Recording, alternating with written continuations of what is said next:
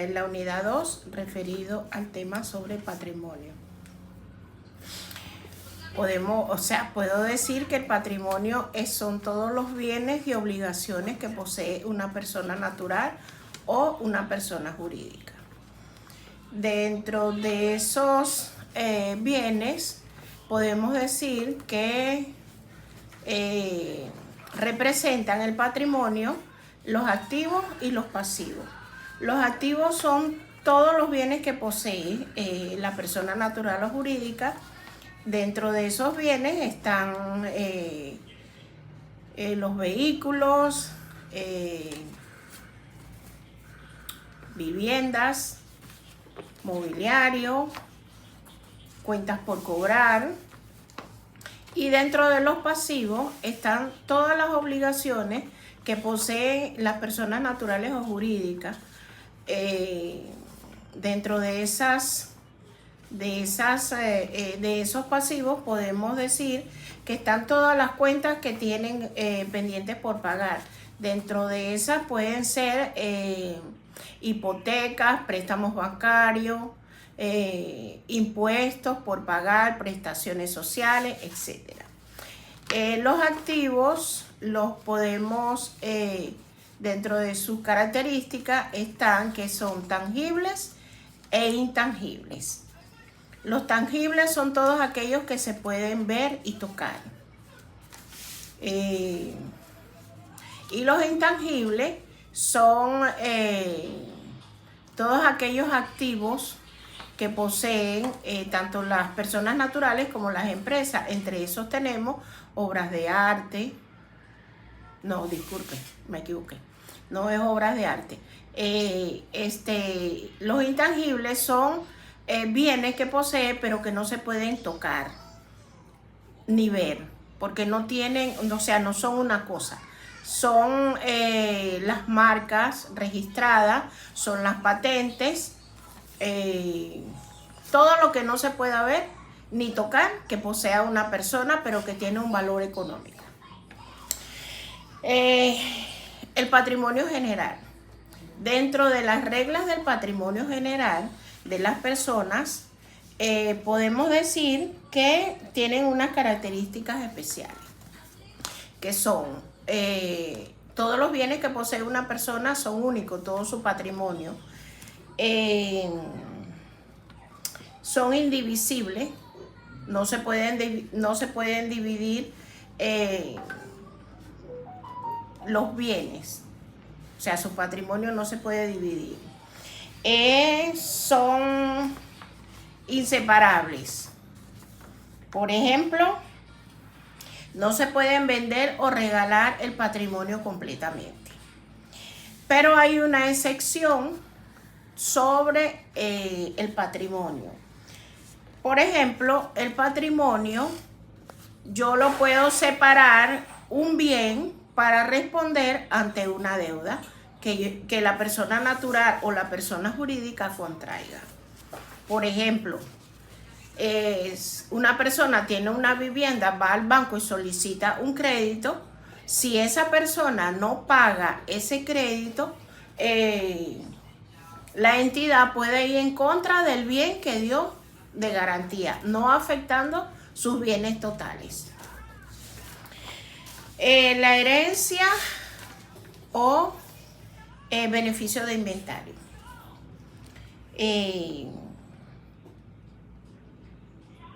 Esto significa que los bienes heredados forman parte de un patrimonio separado.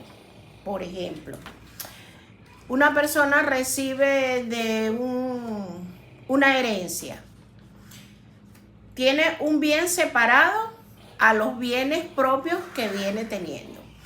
Y, esos bienes heredados, si la persona que le heredó esos bienes tiene deuda, él puede proceder a cancelar esa deuda sin afectar su patrimonio general que tenía. Va a utilizar solamente para pagar esa obligación el patrimonio heredado.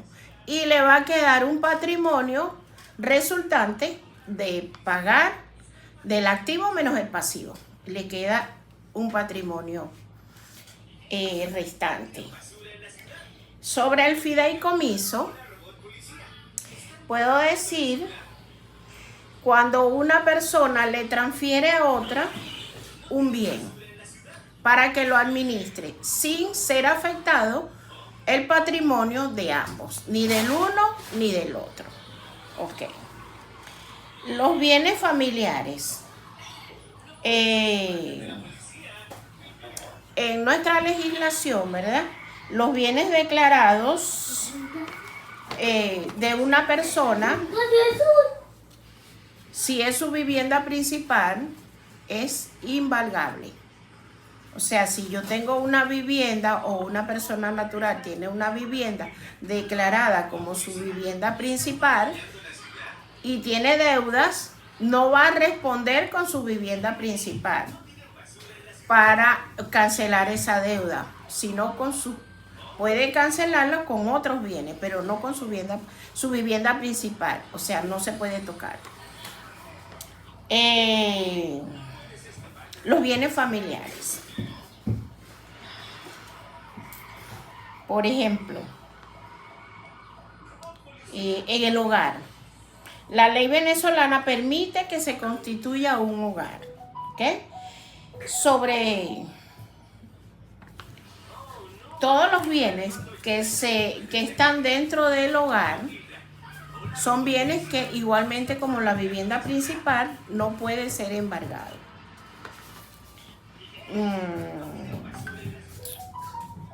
Salvo que estas deudas se relacionen directamente con el hogar.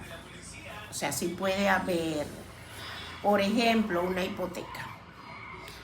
Si no responde al banco con esa deuda, el banco sí puede proceder, porque fue puesto como garantía sobre esa hipoteca. El patrimonio del menor emancipado, ¿verdad? Aunque el menor tiene un patrimonio, su administración siempre va a estar a cargo hasta que sea emancipado de sus padres.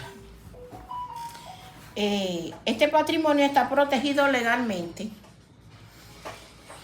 y no puede responder por deudas de la persona que está bajo la responsabilidad de ese menor.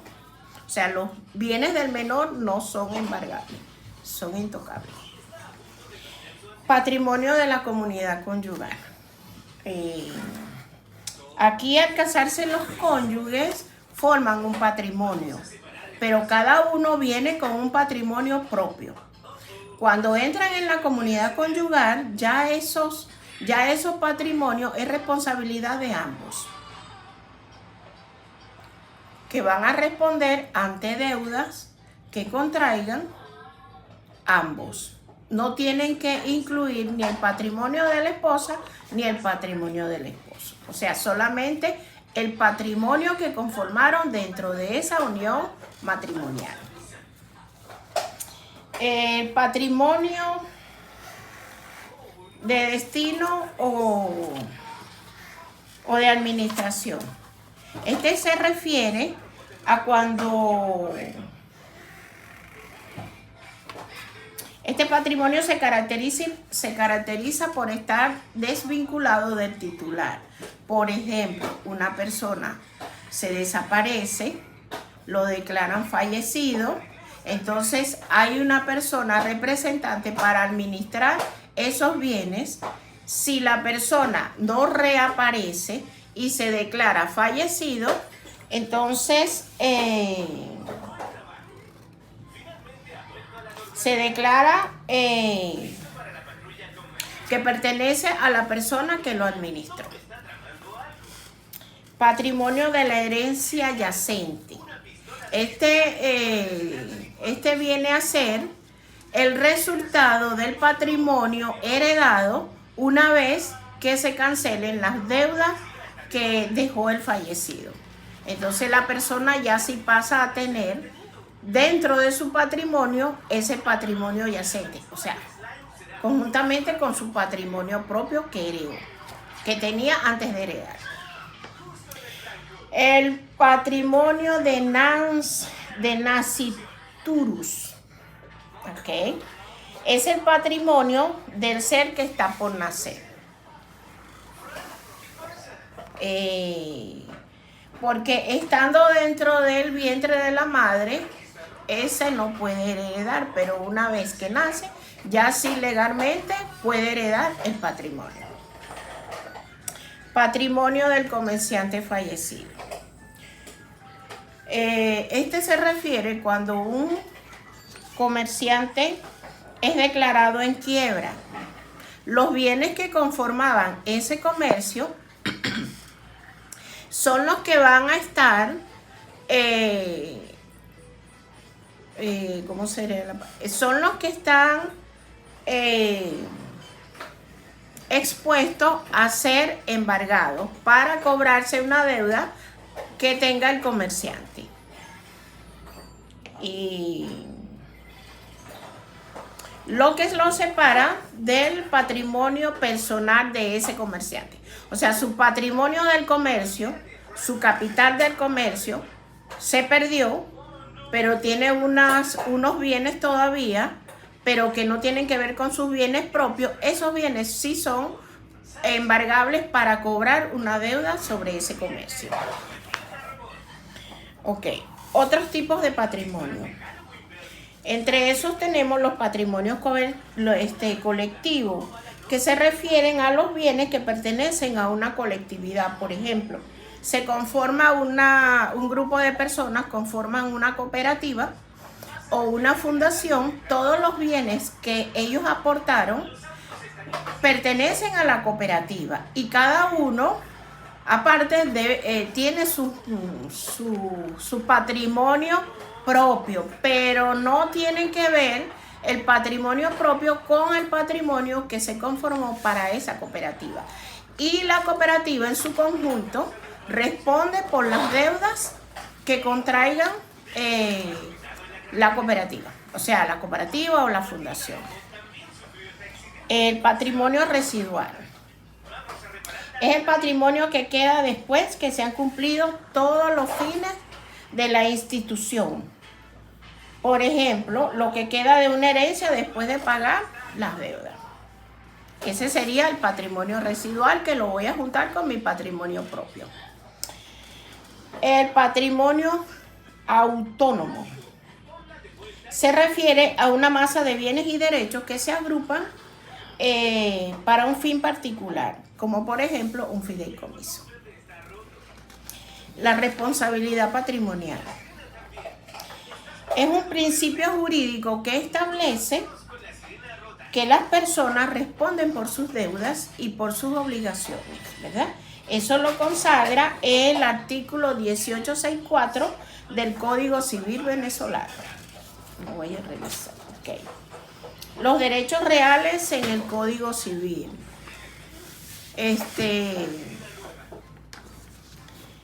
Los derechos son aquellos que otorgan un titular,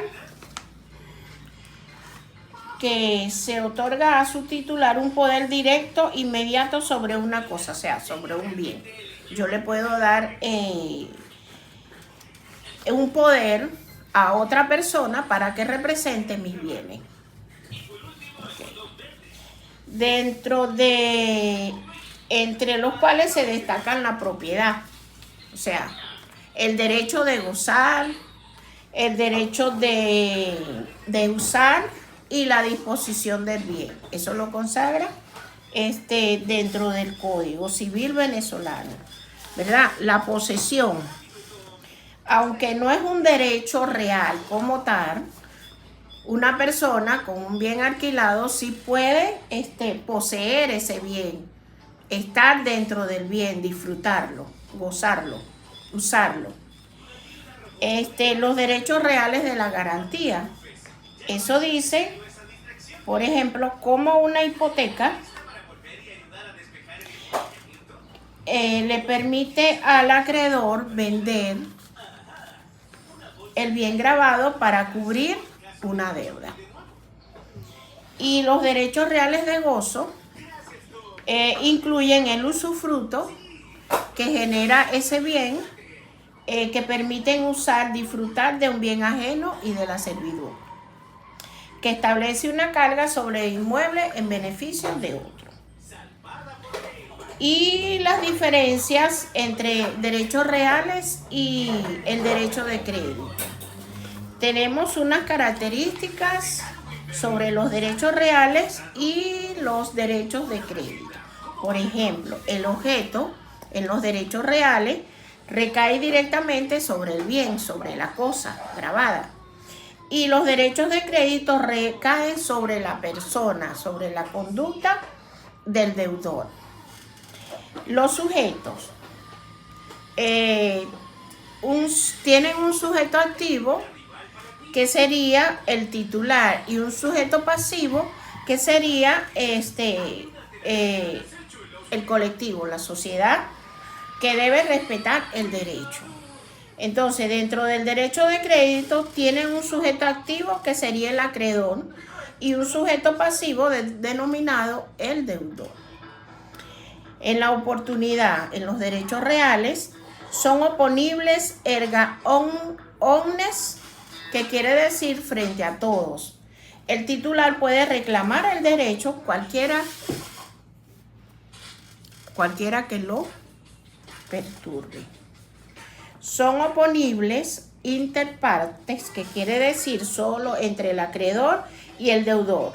No pueden ser reclamados por terceros. Y las acciones, los derechos reales se definen con acciones reales, como la acción reivindicatoria para recuperar la posesión del bien, mientras que los derechos del crédito se definen con acciones personales que buscan el cumplimiento de la obligación por parte del deudor. Y la publicidad generalmente requieren ser inscritos en un registro subalterno. Todos los bienes deben de ser, todos los bienes muebles e inmuebles deben ser registrados ante el registro subalterno. Disculpa, los muebles no, los inmuebles, porque mueble es todo lo que se mueve. Y en el derecho de crédito no requiere de este tipo de publicidad para su validez. Y con esto, profesora, termino mi pequeña exposición. Traté de hacer lo mejor posible. Bueno, seguiremos y muchas gracias por su atención. Que tenga buen día.